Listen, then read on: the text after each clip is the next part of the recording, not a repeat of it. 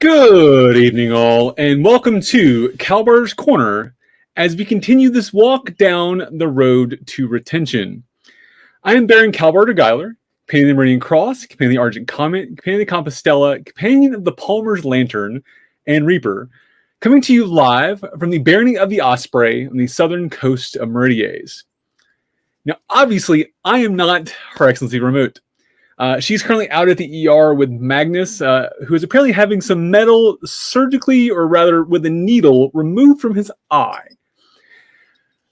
Ow. So I'm filling in tonight. I'm sorry I am less pretty than she is, but I hope the excellence of my beard makes up for it. And I appreciate our guest being accommodating to deal with me tonight instead of Rahmut. But with that being said, joining us tonight from the Principality of the Summits in the Kingdom of Vontier, the current Principality Chatelaine, the Honorable Lady Nai Martyn. Good evening, Your Ladyship. Greetings and salutations. If you will, give us a little bit of who you are and what you do and why you are, in fact, awesome. Well, I don't know if I would put myself as awesome, but fake it till you make it, right? There you go. So I am coming to you from the Barony of Adiantum in the Principality of Summits, Kingdom of Vontier. I started in the Barony of Adiantum, but spent time in the Shire of Corvaria. I have only been playing for about 10 years. So according to many people, I'm still a baby because so many people in our area have played for their entire lives. From the get-go, I'm all about sharing the dream. My very first position was Minister of Arts and Sciences in the small shire, and it didn't take 2 months for the current chatelaine at that time. She paid for my first membership because she was like, "You're wearing the wrong hat." That's how I became a member of the SCA. She was like, "You're wearing the wrong hat. I'm going to pay for your membership to keep going because you need to wear this hat." And so it was super exciting. At that point, I was still a newcomer, and being able to share the dream with other people and bring them into the medieval fantasy that is the SCA continues to be something I love. Wait, I should say I am also now a pandemic protege to Mistress Lizette de la Rose. That is a recent endeavor, and I'm excited to be on that path with her. Excellent. Well, apparently she thinks you're awesome, so it works out. I was like, "Oh, Lake, she's there. I should say that." And as a fellow pandemic protege, I feel your pain there. I literally got my belt at 6 feet. I understand how that works. So it was sort of like laid on a table, and I picked it up. That was our contact. So I understand. All right. So before we get going tonight, I do want to throw this up. So the views and opinions expressed here tonight are those of the participants and do not reflect any official policy or position of SCA Inc., the Kingdom of Vontier, the Kingdom of Meridies, or any of these other official bodies that encompass the SCA. We say that because, as a sitting principality officer, it is important just to denote that we are on a private channel discussing our private thoughts. If there is something we say tonight that is wrong or off key or you don't think is right, consult your kingdom and appropriate officers as necessary. All right, enough of the legalese there. So this show is all about retention, right? We talk about and in our blog we talk about recruitment is important, but retention is even more important. It's funny you say you've been playing for 10 years and you're still a baby. Well, I guess that I'm like uber baby because I've only been around for like 6-ish, I guess now. It seems like longer than now. The pandemic have been going on for the 17 years it has been going on. But so that the retention is a really weird topic for me to look at initially because it's so hard, and we've seen that now. This is episode I think 11. We cannot go through a single episode without going back to day one. We're always cycling back to the recruitment aspect because retention is start on day one, right? So as Principality Chatelaine, I think that's something that I know is a passion topic for you. So I think we should start there. So for you, what's our starting point? Where are we talking about tonight? The starting point is how we advertise and market. What demographics, how we're reaching out to potential newcomers. We have been very slow to change the way we market and advertise our events and opportunities for people to find us, to even be able to retain them. And so the very first step is just about changing our perspective of how to market the SCA and what platforms, what information to even put on there. It is no longer the day of the printable flyer with the tear off tabs on the bottom with the phone number, which is still a template that is available in the Kingdom Library as approved marketing material. Super useful once upon a time.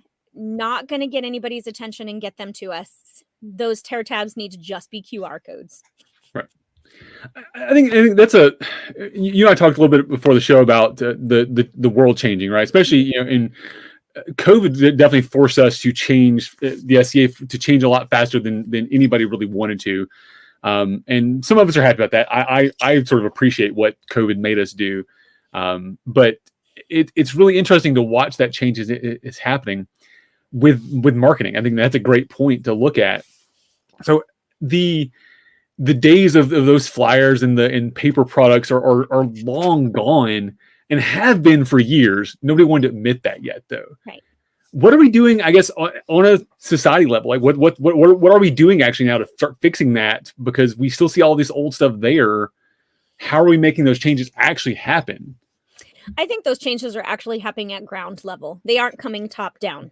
Mm-hmm. You have innovators and motivated leaders in communities, boots on the ground, that are asking for forgiveness, not permission.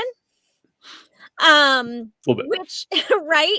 And being more interactive. Platforms like this is an amazing example of utilizing technology in a great way that makes what we do accessible. And maybe not this particular topic for retention, but the topics, the arts and sciences, all the ways that we're utilizing technology to make what we do and our passion and the subject matter live and touchable, tasteable, smellable, feelable in an instant gratification way is really moving us forward, to even just get people's attention, for them to even click the link.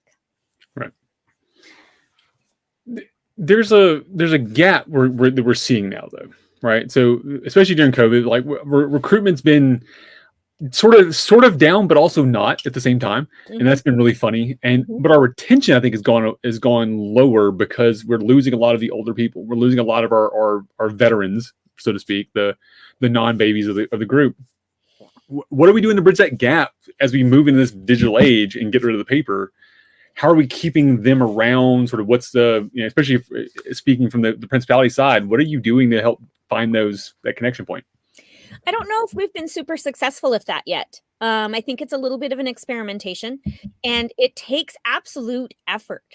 The effort is important to provide an opportunity for those veterans. I love that that's the term. That's a great way to talk about that generation, or the people who they were the paper. That's how you spread the game. You handed somebody a flyer, you invited them to the medieval dinner that you were having, right? And a party in the backyard. It's how we all began. Mm-hmm. And to provide opportunities to reach young people with digital media and bring them to the veterans, because veterans want to feel heard and seen and included.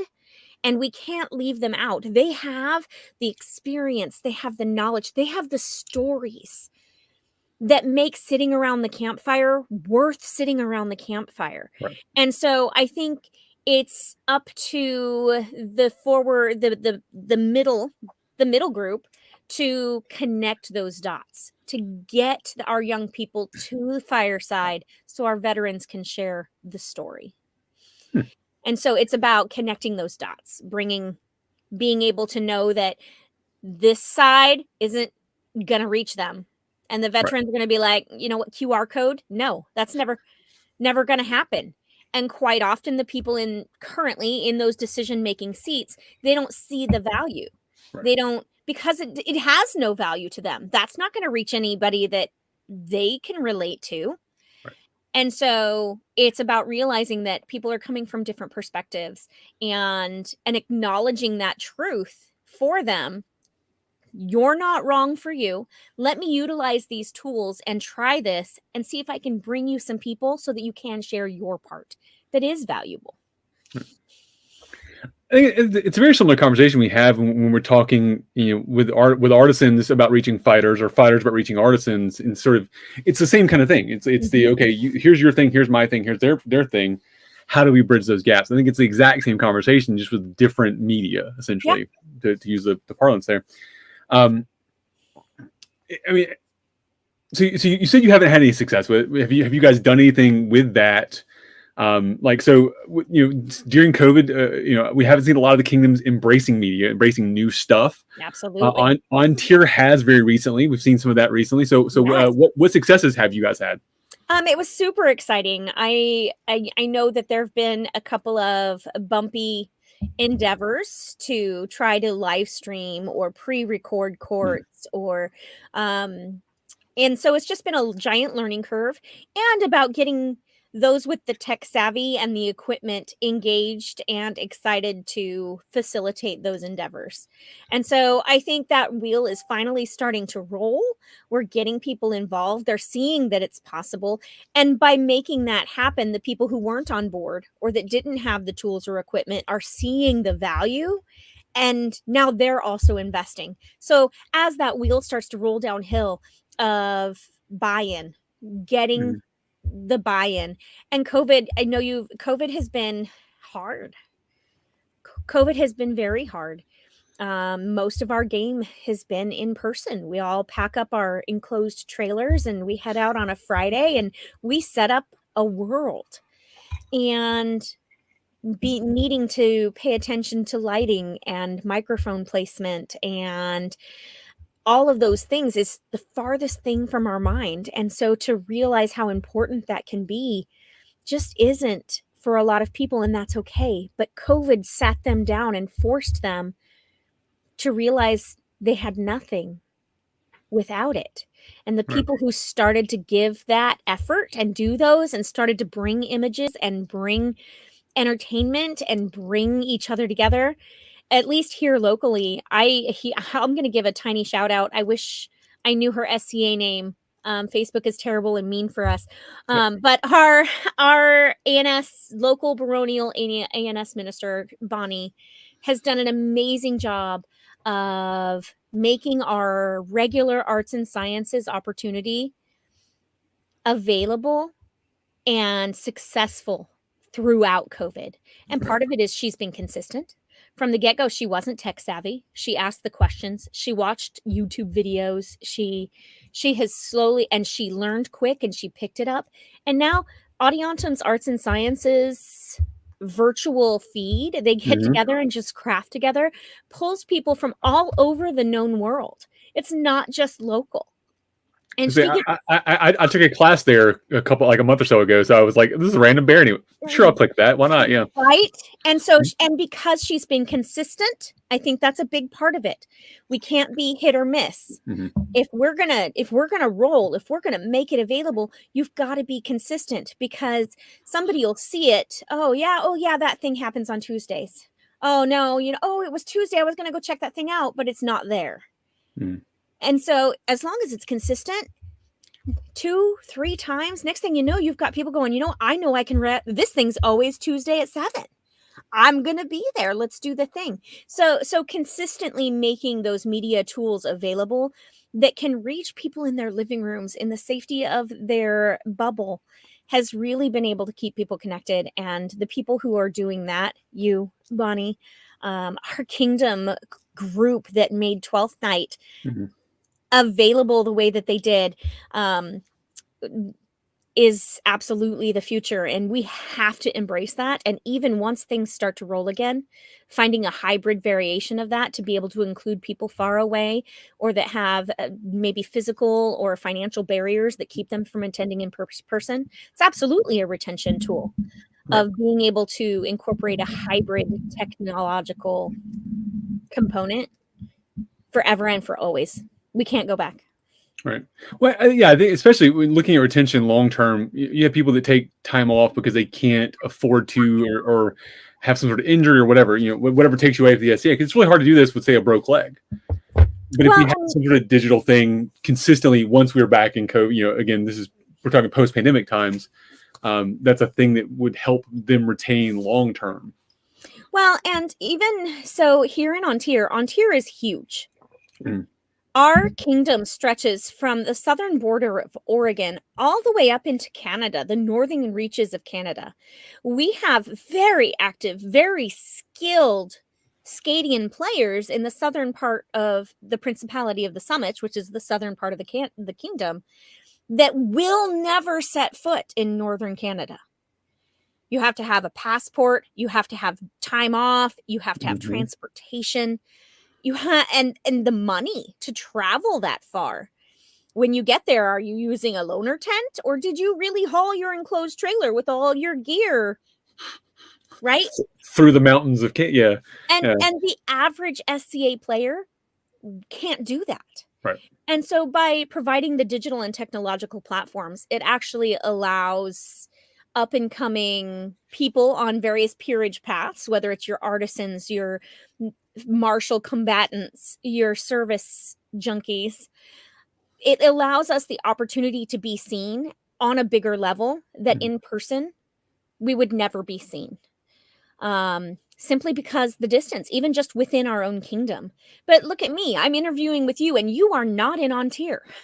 I have never set foot in Ontario, actually. We met today, and this is an amazing opportunity for me to meet you, and maybe someday we'll run into each other at an event in a third kingdom and be like, you interviewed me, right? No, it makes our world even that much smaller and welcoming and fantastic in a way that we just can't let go of. True. It's about sure there's some resource sharing that's happening right now too. I think it's helpful with attention. This show, like, in not to plug my own shows here, but like this show is a resource that's been shared now. We're going to share resources across multiple kingdoms, across multiple time zones, to have these ideas then proliferate through other kingdoms to then build on other kingdoms. Right? We never would have gotten this. So I think it's been super helpful. So you mentioned fighters a minute ago. I want to delve into that as a fighter myself. I'm going to talk stick for a second here. We have a question come up that I want to bring up. I think is a good one. What venue do you find most conducive to meeting and attracting new people, especially new fighters? And what can I best utilize as a marshal in this new, COVID climate? Thoughts? So the martial arena, although my husband is a heavy fighter and he does cut and thrust, it's part of our bubble. I don't know that I'm savvy enough to give a great answer to that question. I do know that a lot of the YouTube videos and the YouTube platforms where you have very skilled knights and dukes who are taking the time to basically have a conversation with the camera and in slow-mo show those muscle mechanics, to show muscle memory drills, things that can be done in this COVID time to continue to advance your skill, advance your whatever, has become a great tool and resource that, we can't fight because we aren't allowed to be in person, but I still want to learn a thing. And it doesn't have to be a scheduled thing. Our YouTube channels and our heavy combatants, and I'm assuming that's in rapier as well. I personally haven't witnessed those. But all of them, they're talking about Coach's Corner, right? True. Right? No, that's exactly. And that's one of the great virtual resources that for martial skills, martial activities that are getting to continue that conversation and advance their skill even in a remote way. Yeah, no, I think that's you hit the nail on the head there. There's been a lot of things that are happening, like Coach's Corner and the various things around Coach's Corner, and I love me some His Majesty Sean, so shout out to them. But they do a great job. Also, this is a really interesting point. I've seen this happen too. People doing virtual watch parties. The Hound and Stag Comedians did that. They did some Crown List reviews where they went back and watched old Crown List videos and did like commentary of them. As they watch them. I think that's a really interesting way to do, because you can do fight breakdowns and sort of rewind them and watch certain things. So that's a thing. Now, that does not get engagement. Can I Come on. interrupt and kind of tag off that for a second? This is your show. I'm just here. Yep. One of the questions in the chat had to do with how do you apply the shadowlane skills to a virtual format? And what you're just talking about, where fighters watched fights and had commentary in a virtual format, is an amazing tool for newcomers. Because great, they can watch a video of an event. Great, they can watch a war video, right? But they don't get to stand on the side of the list field and stick talk with somebody. And so taking an opportunity like that, where you have an interactive martial themed feed, meeting, class, where even if they don't participate in the conversation, being able to sit on the sidelines and listen to the fighters actually talk about the stick mechanics, talk about what that shot meant. Newcomers don't know. They're like, why are they on their knees? Right. What does that even mean? How do I know somebody died? Right. And you don't pick that up until you're standing on the side of the list field, and utilizing an event like you just talked as a shadowlane tool for somebody who is interested in martial activities would be an amazing opportunity to help them pull back the curtain, see what it is, what.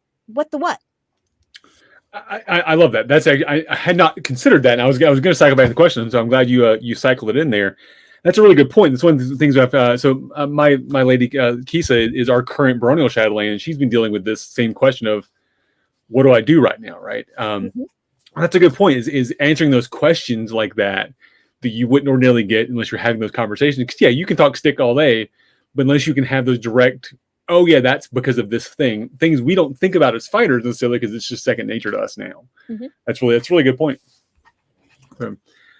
All right, so we talked about marketing. We've talked about some venue stuff, and sort of, I guess, what's your next step for your recruitment and then leading into retention? What's next for you? So the next step is getting somebody who has been reached, who has said, oh, that looks interesting, I want to do the thing. So your next step is their first exposure, the first view. Whether you are inviting somebody to a virtual meeting, whether somebody is coming to a small local event, whether somebody is coming to a large, maybe not local, but it's happening close enough for them to attend event. I think we need to, my own opinions, I think we need to get away from the habit of inviting newcomers to business meeting as their first exposure, or to a small local social as their first exposure. Because first exposure is where, in my opinion, disclaimer, is where you get bitten by the bug. And if your first exposure is business meeting, where we're talking budgets and we're talking event planning and we're talking, there is a select few that would get them really excited. I won't lie. I have an illness, right? But we're a select few. Right. And when somebody got lured in, they were lured in with pictures of silk banners and the sound of horse hoofbeats on the ground and fighters in armor and period cooking fire pits, right? And so they were lured in. And so their first look, their first event, we need to take that into consideration as shadowlanes of what are we presenting as their first exposure, right? And so I was social media officer, our Barony's first social media officer. It is not an office that I will ever do again on purpose. We all learn. But it has some amazing, I might do it on a bigger level, like Principality or Kingdom. At the beginning, there was such a giant learning curve, and I wanted to use it for marketing, our previous conversation, for events. My shadowlane heart was like, let me bring newcomers. Let me get some newcomers so I can give them their first glimpse. And I was literally given word for word that we don't want newcomers at 12th night, because it's like inviting strangers to a family reunion. Right. And I had a hard time with that, because my first event was a 12th night. And I didn't know anybody. I heard about the SCA. I heard about a medieval camping event that some mom on the side of my son's football practice field, 2 seats down, was talking to her friend about. And I didn't know her. I was like, hey, so I've been eavesdropping. And you were talking about this thing and it sounds really cool. Right? And so she was like, oh, I don't know you, but okay. And she was like, I only go once a year, but my friend's really into it. And she invited me to her friend's house. And I still didn't know who any of them were, but they loaned me a dress and told me about this event. Mm-hmm. So I wandered to 12th night in my local branch, wearing a borrowed dress, knowing no one. Everybody's speaking a foreign language. I didn't know. I mean, we don't realize that we speak a foreign language, right. But it is 100%. Everybody's wearing shiny crowns and corn. You don't know the difference when you're a newcomer. I don't know. I saw people bowing, so I was just like, I don't know what, right? And I sat in the audience by myself, just in awe and wonder of like absorbing the experience. And I have to tell you, I feel like that's why I play. Mm-hmm. My very first exposure was the fantasy. And too often I see us bring people first exposure to a business meeting. It's because it's easy. It's what's there. It's what's local. It's consistent. Yeah. Yep. But then we never see them at an event. Right. And so I think we need to really take into account, what are we inviting people to for their first event? So we go from advertising, getting their attention, and then that very first exposure of the real thing.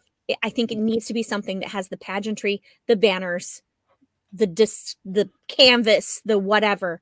A newcomer's first exposure needs to be the dream, because the dream is what's going to sustain them later on for retention. Right. No, that's a great point. I think business meetings can be useful if it's, I'm bringing a friend of mine to meet other friends of mine, and you have like a business meeting and you got to dinner afterwards. That, sure. Then you're expanding friend circles, and that can work, because then you're building relationships, and you focus on the relationships, not the pretty stuff, right? And I think that's important. It's one of the things I think we always try to encourage when we have fighter practice to everybody to show up in garb. So at least we're having, even though it's just a fighter practice, we're just hanging out and beating each other with sticks, where at least everybody's in garb, even people watching are in garb. I think that's at least helps build a little bit of that magic around that. So when people just wander by, because we have it in public parks, you have a little bit of that. Right. But yeah, that's a good point. I never considered the first impact of that, because you're definitely not wrong. The shiny glitter bit is important. Mm-hmm. Well, and that kind of feeds in one of the questions in the sidebar. I thank you for your question. She talks about most of our social media. We expect everyone to be a bit of a chatelaine. Yep, that one. What are 1 to 3 key ideas for us to remember? When you are being a chatelaine, when it's a new person, my number one and primary key thing to remember is just talk about the dream. Mm-hmm. They don't need to know all the logistics of titles and telling the difference between coronets and crowns and dukes. And no, that's all. It's too much. It's too deep right now. So my number one is just talk about the dream.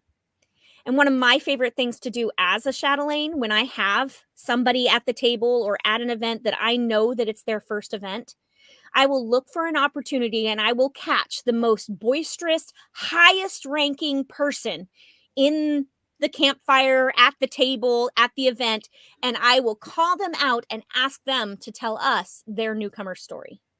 Ooh. And I've had King Spearcar tell his newcomer story when Havork and Mary Grace were ruling. King Havork has the absolute best newcomer story ever, hands down. And having somebody who is in that seat wearing all the glitter, that is obviously leading the way in this dream, talk about their beginnings, it brings them in. So it's my number one thing is, when everybody's a chatelaine, just talk about the dream.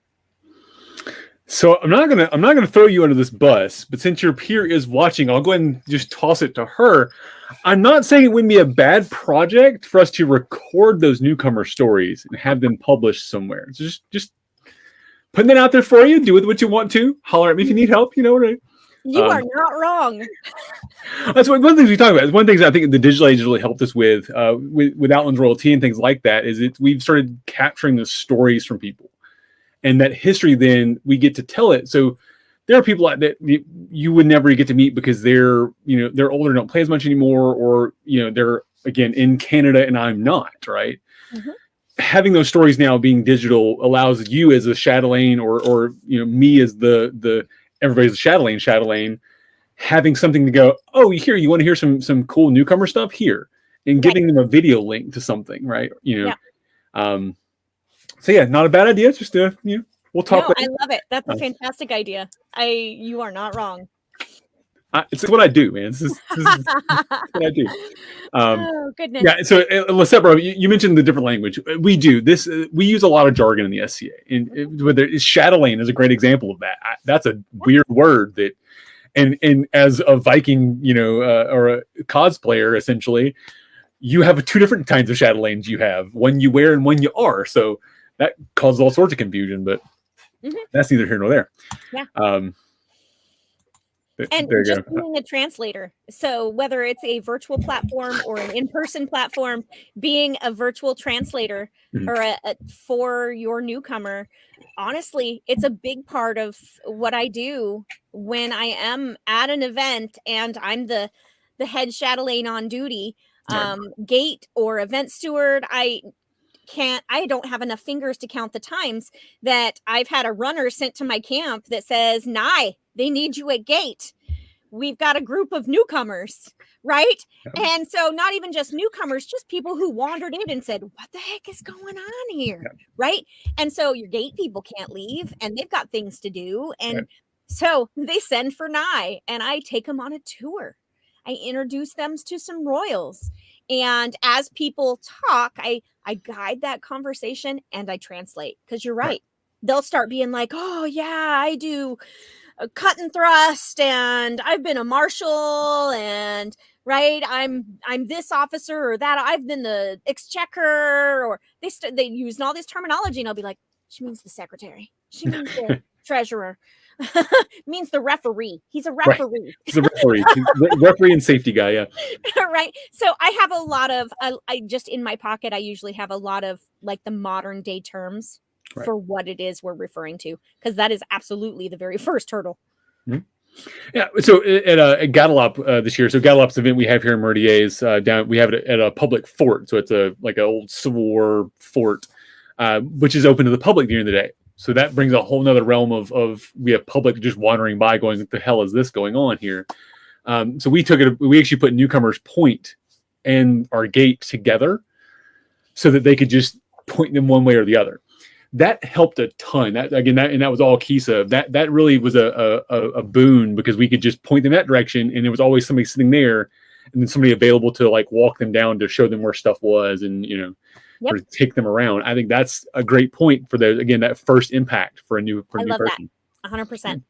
We locally have a very large event on Eggles that happens in Cresswell, right here in Lane County, in the Barony of Adiantum every year. It used to pull nearly 2,000 people. Our average numbers pre-COVID, we were doing like 800 to 1,000 to 1,200 attendees from all over Ontario coming in, and it's a baronial event. It's not even like a big kingdom level event. Right. So there's but we've had several years in a row where we had a newcomer camp, which in theory is a great idea. But then what I observed as Principality Chatelaine is our newcomers would end up in this modern camp because they all have what they've got. They were told to use what they've got, which is the right choice, right? But then they got all bunched together on the outskirts corner. And well, what do? You stay in your safety zone because you don't know anybody and you don't know where you're allowed to be and where you're not. And they ended up just kind of staying in their modern bubble in the corner of this medieval thing that was happening around them. Right. I have grand delusions. We'll see if I can execute. The event has now been canceled 2 years in a row. I have been set to be the land steward for Eggles at the next Eggles, should it happen. I don't know. And I, as Principalist Chatelaine, I want to spread our newcomers out. I have invited camps, groups, families, households, whatever you want to call it. When you do your pre-reg, you have a box that says, would you invite a newcomer to camp with you? And if they check the box, yes, their household gets entered into a drawing for a cool piece of camp furniture. And they give me a little card that says things that a person would need to know if you camp with us. We have dogs, we have children, we're smokers, things, the basic things that a newcomer would need to know. And then I'm going to be stationed. I kind of like playing off your comment about having newcomers at gate.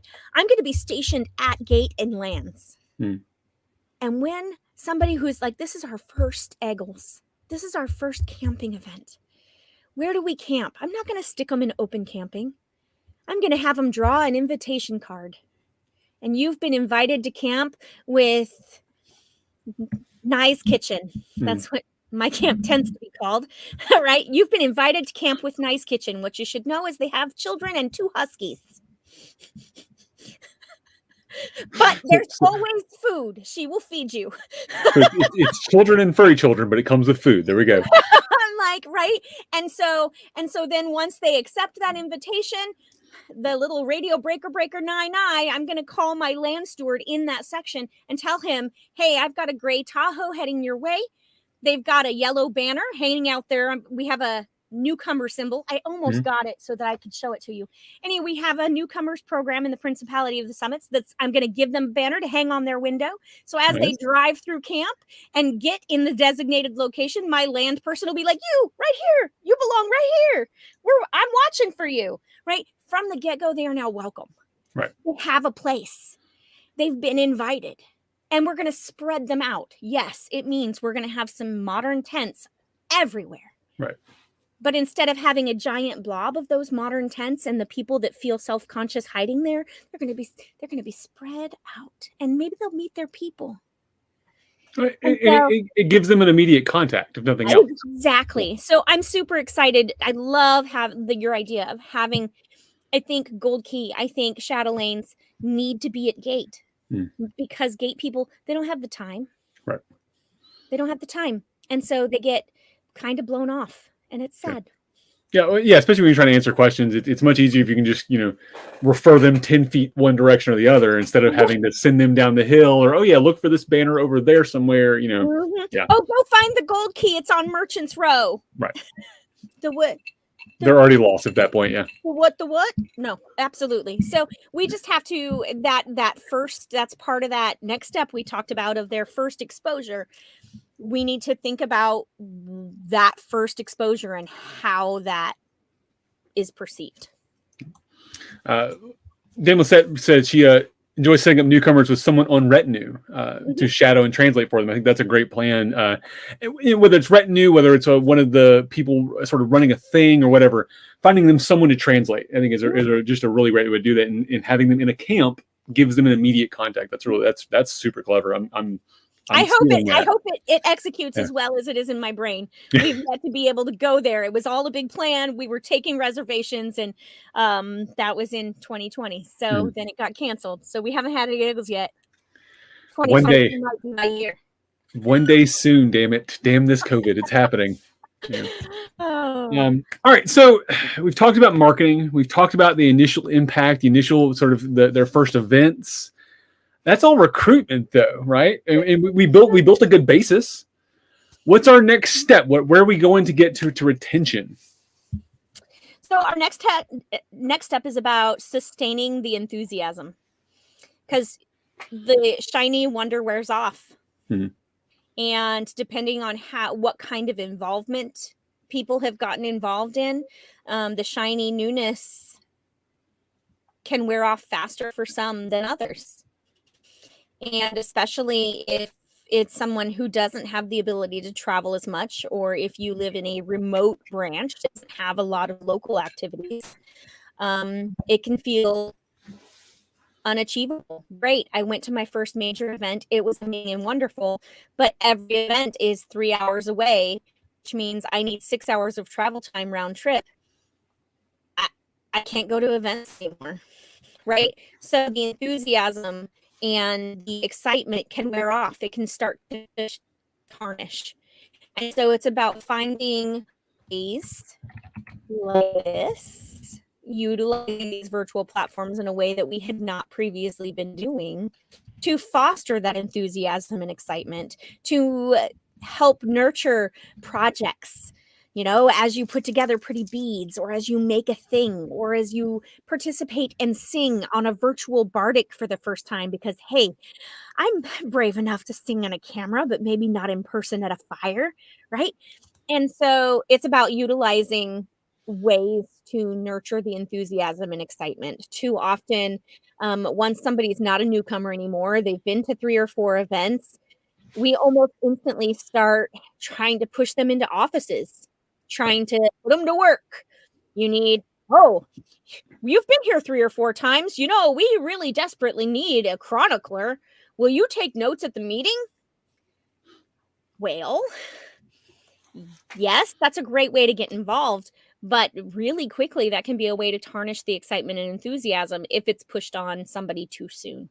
So I think we need to be aware of where people are at. We want them to feel useful and make sure people know how they can contribute, but to guilt trip people into it because it's a desperate need and you're our last hope can sometimes be a damper. I mean, but I think that's the point right there is they are our last hope at that point. You know, we've seen it a lot where we've got the same 5 people doing these. Basically, they've been trading hats out for the last 5-6 years. So that one new person shows up, they're like, "Oh my God, I can give them this hat!" Because they just want to not do the job anymore, right? Mm-hmm. Yeah, no, and I think we have to be much more aware of that transition and presentation. And it can be exciting. It's great. Let them serve their term. I think as a leadership team, we need to be very mindful of how we pressure people into extending. Right. And having even a seasoned player get stuck in an office because there are no applicants. We have to find a way for that to stop because we're burning out people and really tarnishing that enthusiasm. They're like, you know what, this was great, but I took on this office and I just can't get rid of it. I'm stuck, right? So now not only are they just going to trying to escape the office, now they're just going to escape the SCA as a whole, because even if I escape this office, somebody's going to make me do a different job. Yep. There's one more thing next. Yep. There's one more thing next. So just we as a leadership team need to be super mindful about those roles and positions and maybe do a better job of recruitment, a better job of bringing up somebody to take that role instead of leaving that onus entirely on that person, which is quite often, at least at the baronial and principality level, is the onus of finding and recruiting your replacement is all on you. Good luck. Hope you find somebody. If not, we'll see you next year. Well, and once that replacement is there, they often just get it dropped on them, and the other person runs away. Yeah, and I think that having some sort of training method, having some sort of handbook written. It's one of the things we're working on right now in Meridier's with our Herald's office is actually making sure we have our deputies on earlier and having a handbook written for our office, or at least a basic instructional of here's what we were doing, here's what this office does. I'll send you a copy. A project that I've been working on with my barony is I have created a welcome letter for almost every office. Some of them still need some more details. Nice. That there's obviously the more detailed handbook, but it's just the welcome letter. Right. Welcome to the office of chronicler. We're glad you're here. Here's the basic first steps that you need to know. You need to get your 365 email access account taken care of. Here's how. Here's who you're going to report to in your reporting schedule. Here's a link to the basic information that's required in your report. Right? Your general job duties are these bullet points. See this handbook over here for more details. Just a general welcome letter that says, hey, you're not out here by yourself. Here's your first steps. here's on the bottom, I have an extra resources. Like for our scribe, there's a Summits Scribal community, Facebook community. There's a Kingdom Scribal community. There's a couple of known world Scribal opportunities. And so I just put a link to 3 or 4 different resources for scribes at various levels throughout our game for a new scribe. Maybe they had no idea there was a Summits Scribal Facebook group, right? And so I love that idea of not dropping them into that. That's part of trying to make sure they don't get tarnished and burned from the get-go. Right. So they don't run away screaming. Retention. Right. Retention. There you go. It's like the new keyword. Retention. Yeah, no, we see that a lot, especially like I say, I see it in Osprey here a lot right now. We have a lot of our veteran players who are just tired because they've been doing the same jobs or having to try these jobs out because they're not. And it's the mentality, which in a slightly different mentality they have, is not that they can't find a way to do it, is no one will do it as well as they will. That's the thing I've heard a lot too. I'm like, yeah, but it's because they'll do it differently, right? And it's we have to, I think, embrace change. And again, COVID's forced us to do that. We have to be willing to watch things happen differently. So yeah, they're not going to do their A&S minister job the same way you did yours. As long as it's not on fire and they're not breaking any laws, let it happen. It's different. They may fail magically, but at least you're not doing it. And in 2 years, they may succeed. Right. And 9 times out of 10, they're going to. So they will succeed at something, or at the very least, they're going to not go backwards. It will maintain as is. And sometimes status quo is not bad. Yeah. I just feel like for this particular step in the process, a big part of it is our leadership needs to be aware of the enthusiasm, excitement, and be proactive in supporting the transition of power in offices, in retinue positions, in roles, to help prevent that burnout. Yep. And the other part of that is people who aren't involved, right? So sometimes people don't, even though we blast it out there, these are our open offices. We have a need. There's people who don't, they're the other side of this coin, right? The people who lose the enthusiasm and excitement because they never cross over to get involved. Right. And when events are far and few between, there's nothing to be excited and enthusiastic about. Right. So it's also being aware of the people that we're burning out and not nurturing their flame, but it's also those ones that we aren't igniting the flame.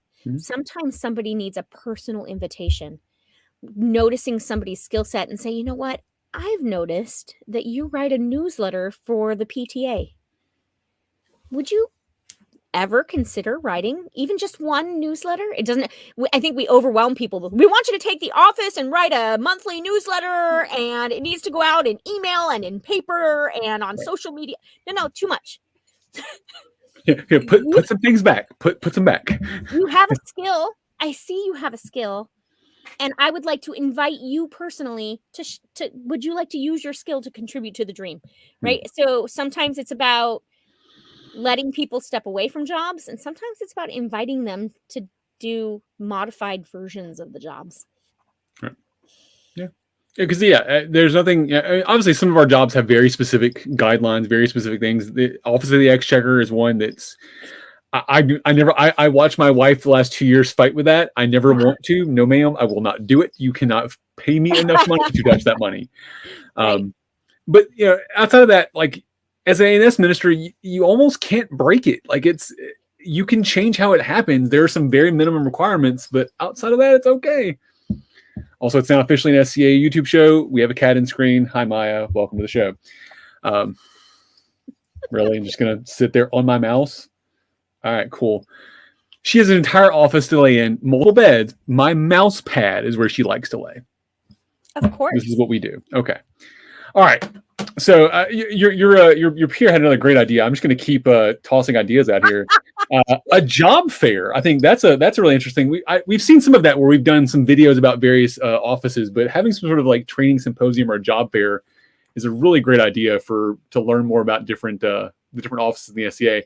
Both for newcomers, I think that's a really great thing is for newcomers to sort of translate, but also sort of breaking the mysticism of, ooh, what does an exchequer actually do? Mm-hmm.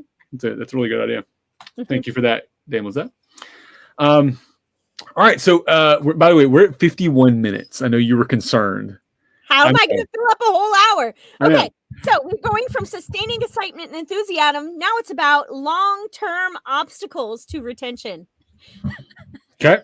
Yeah. We should have started there. That's a topic right there. Look what we got. So I think this one is also tied to a little bit of that enthusiasm, excitement step. The long-term obstacles is the loss of the magic. So many people who have served as seneschals, as heirs, king and queens, princesses, baronial coronets. The magic, although they get to pre-COVID, they get to do the magic in courts and at events. The business, the behind the scenes business is a lot. Yeah. And we've had a lot of social, economical, political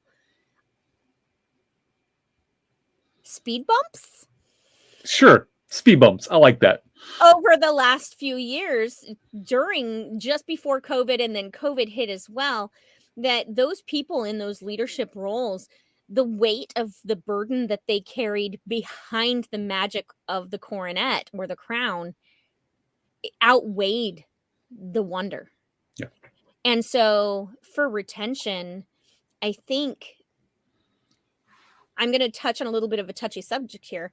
I think part of the problem for long-term retention is that we as a society are so worried about the bean counters and the legalese that we don't have clear, consistent, transparent policies and procedures that happen on a regular, consistent basis. And those long-term players are left hung out to dry.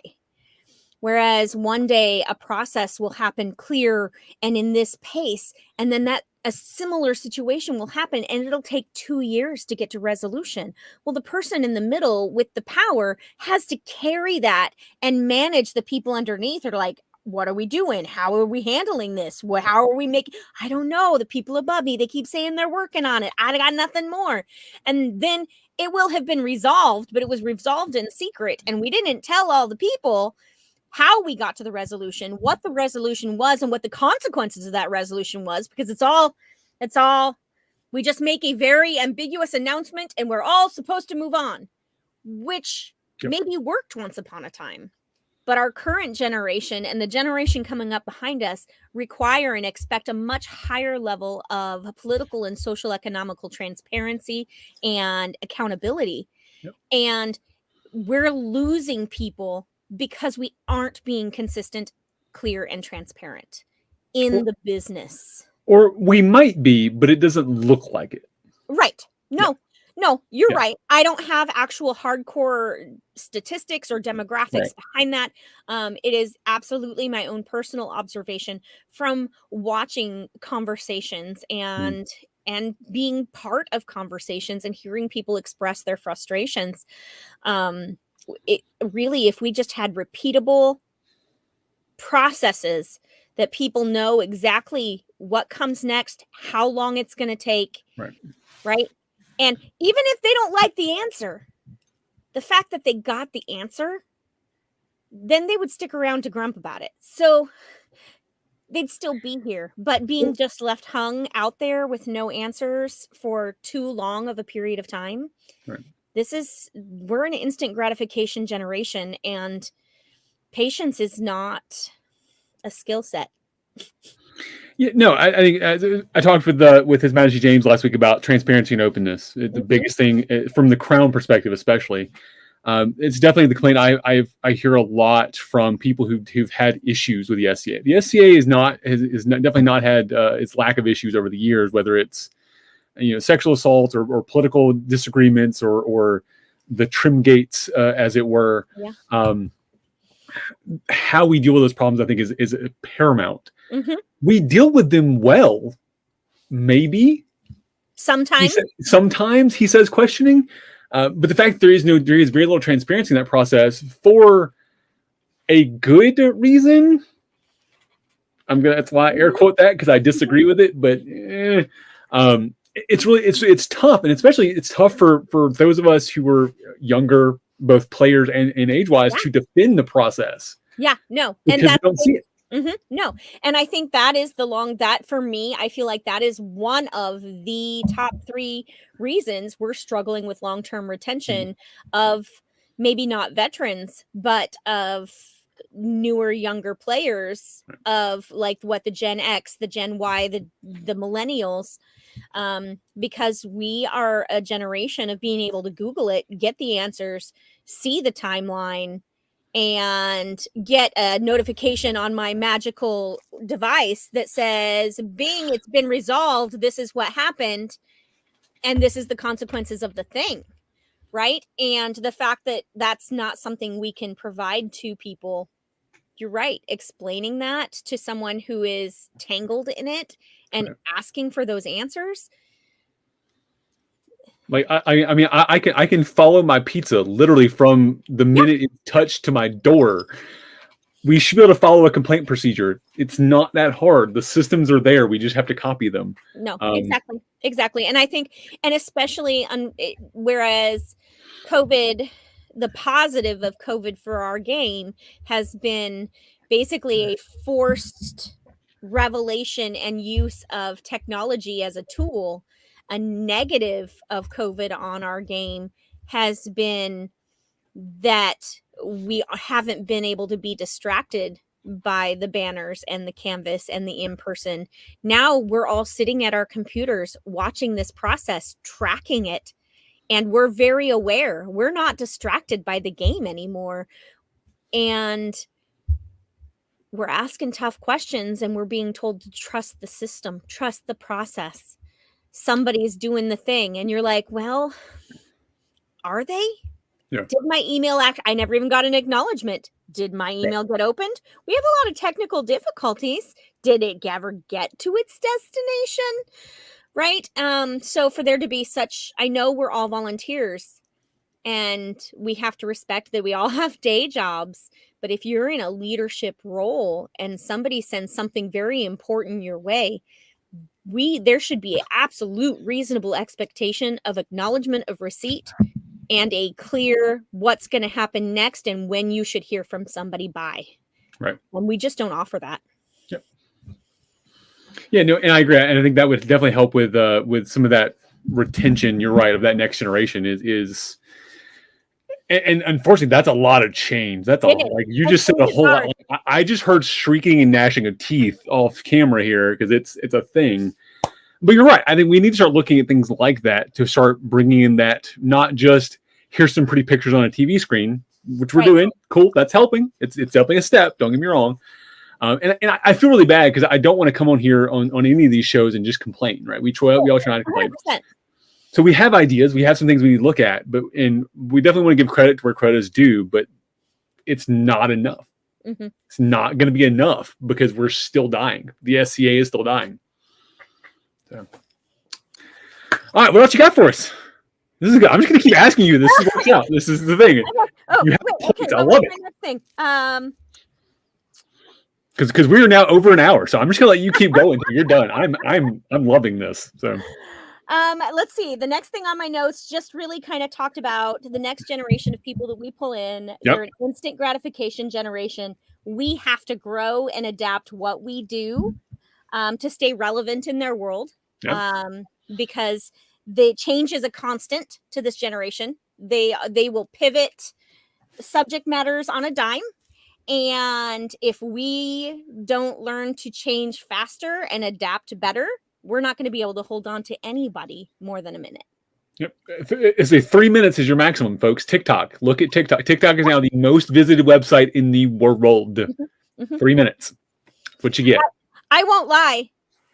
Someday, in case of rain, I have a little fantasy dream that I'm going to be the TikTok princess. Right? Every morning, throw on a Viking hood, put on the shiny, say good morning to my people about the soup that I smell wafting up the hallway and that the hounds are fighting over last night's bones.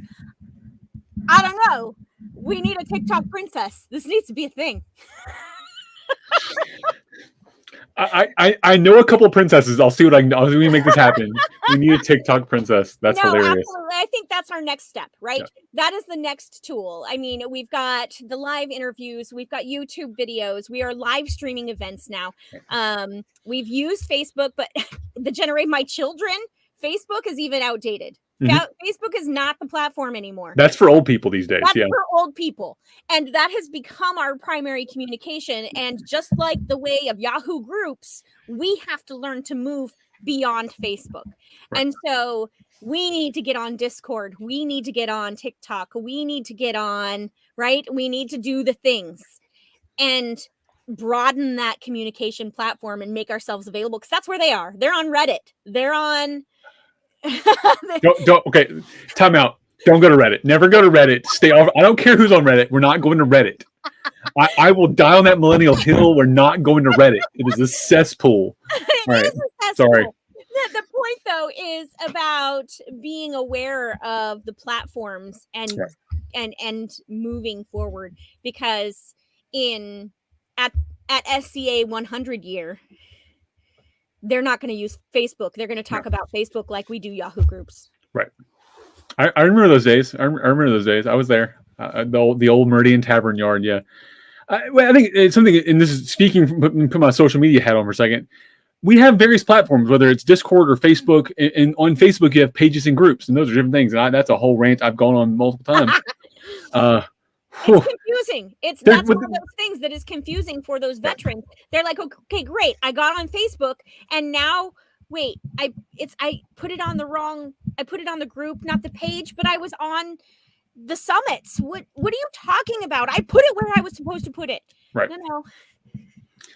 And yeah, it's all about that. It's all about education. It's all about educating what the thing is. Whether it's TikTok is never going to work for organizing meetings. It's not what built for. It can't do it for that.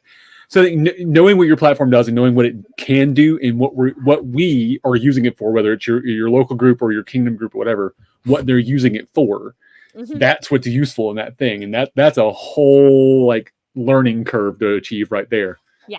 Whew. Anyways, we need a society level social media marketing director. Yeah. Yeah, and to shout out to Baroness Ann, who's our the SCA communications officer. She's done an amazing job. Her and all of her folks beneath her have done an amazing job throughout COVID, doing literally anything with social media. But yeah, no, it's just we're growing too much, and there's too much to do. But yeah, that's the thing. There's a comment I have to throw up real fast because I love this. This is, I don't know what this is, but I'm feeling the vibes. There you go. I just, you know what? There you go. Brown chicken, brown Thank you for that. All right. All right. That's where I'm at. You've covered. So you first of all, you were worried about 45 minutes. Let me just say we're now over an hour and we could keep talking. So, okay. All right. Let me do a little bit of a little show promotion stuff, and then we'll do some shout outs and some final thoughts about that. Okay. All right, so coming up next on Kal-bardr's Corner, next week, I'll be flying solo for Coffee with Cal, talking about managing expectations.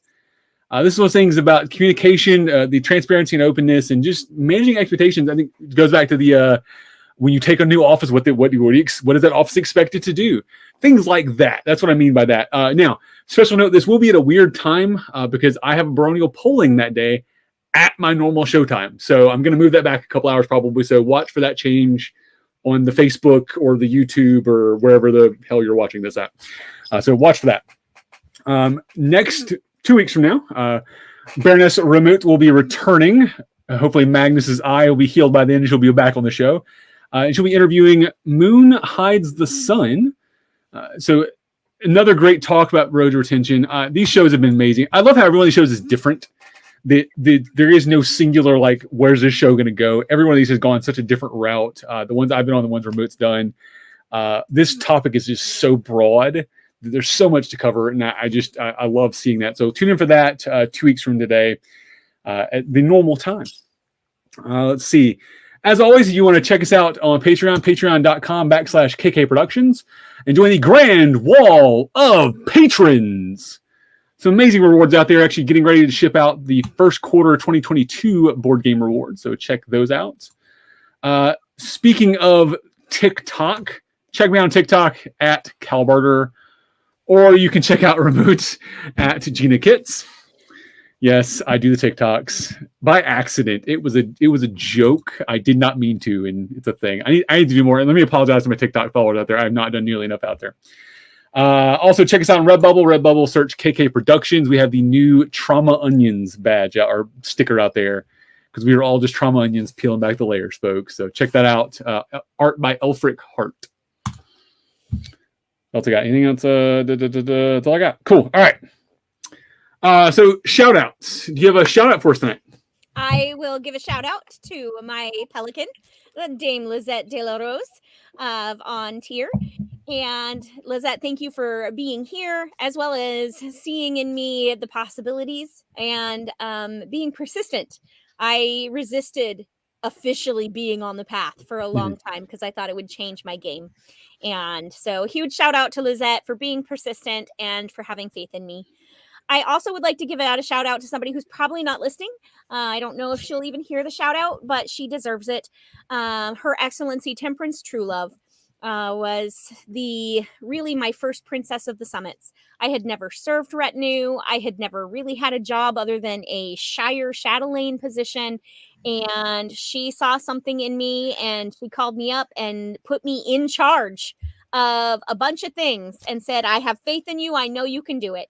And I have never stopped serving retinue since. So huge shout out for Temperance Truelove for really having faith in me, believing me, and throwing me in the deep end because she knew I could swim before I did.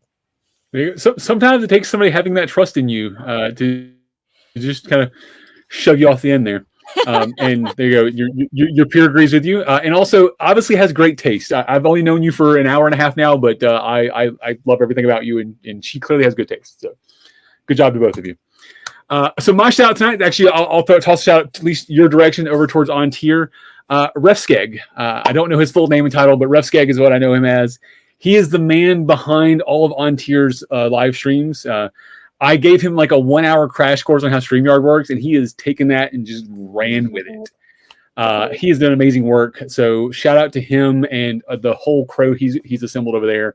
I've loved watching. I sat at the dealership when watched On Tier's Crown List and was just like, my babies, they did it. You know, I was happy watching somebody else do something. Like I said, literally, I taught him in an hour what I knew. I was like, here you go. Here's what I got. Yeah. And he's done so much more with it. So yeah, just On Tier is amazing. I'm so glad to see that he's doing that because it's why I do this is to help spread that. So it's been so well received, and On Tier, honestly, that whole retention thing, On Tier is huge. We are too big, and doing the 12th night and 11th night and the crown tourney were all live streamed in an amazing way, and were so well received by so many people, whether it was COVID, whether it was physical limitations, whether it was financial limitations, those who could not be there. Heck, our events have had a site cap.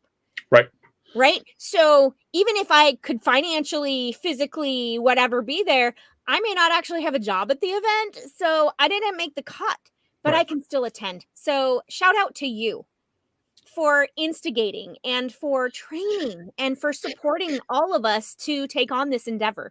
So I appreciate you. Instigating, that's a good word. Yeah, and thank you, Lizette, Refskeg of House Bread. I knew it was House something, and it is House Bread. I never want to think it's House Bread because that just sounds ridiculous to me. But yes, Refskeg of House Bread. There you go. Thank you for that. And it's my pleasure. Like I said, instigating, I think, is a good word. That's what I've done. I've instigated. So, all right. Nai, this has been amazing. I have to say, this show is a weird one for me. I don't like doing this show because I always feel like I'm out of place, especially with guests that I don't know. I've gotten lucky. The two that I've gotten tapped to do were Timur and Ismay, two people I knew already. This first one I didn't know, and I was like, I'm super nervous because I don't know this topic or this person. I'm just gonna wing this, and you've been brilliant this evening. Thank you for that. Thank you. And for you out there watching, appreciate all of you tuning in this week and every week. You guys make this what it is. I was talking to Nai before the show. She's like, wait, people watch this and actually interact? I was like, yeah, it's an important part of the show, actually. Actually, hold on. I'm going to tell this funny story real quick because she's going to hate me. So you'll notice Nai's kitchen, speaking of Nai's kitchen, in her background there was just lovely. We were talking before the show, and she went, yeah, my kitchen, and turned to show me a thing. There's not actually a kitchen behind her, folks. It's a digital background. She can't actually see it when she turns around. I laughed so hard. Anyways, there's that. So it's a lovely kitchen back there. I hope one day you have one in person for them. I have many of the parts and pieces. but they're not nearly that cool, I can imagine. That's a badass kitchen. That's a badass kitchen. I'm working towards it. There you go. Life goals. Hashtag life goals. Thank you so much for inviting me. When I was first contacted about this, I was told that somebody told somebody that I might be good for this because I have opinions. Apparently, I have over an hour of opinion. Thank you so much for giving me the opportunity to talk about it. It's my pleasure. And it sounds like you have another project to work on, so we'll be talking. So, all right, folks, tune in next week and every other week. We appreciate you out there. But for now, this has been Nai and Cal in Kal-bardr's Corner. Have a good night, everybody. Good night.